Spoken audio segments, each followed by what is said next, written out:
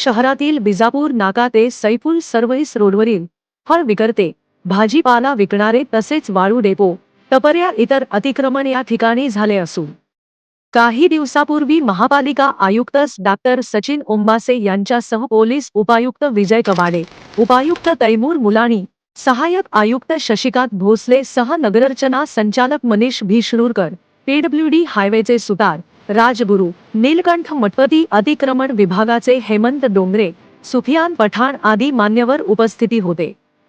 विजापूर नाका ते सैफुल सर्व्हिस रोडवरील रस्त्याच्या दोन्ही बाजूला अनधिकृत खोके, लाकडी खोके, खाद्यपदार्थ, चायनीज गाड्या, कच्चे बांधकामात केलेले गोडवून, लोखंडी खोके इत्यादीचे अतिक्रमण काढण्यासाठी महापालिकेने दिनांक 11 एप्रिल 2025 रोजी नोटीस जारी केले आहे.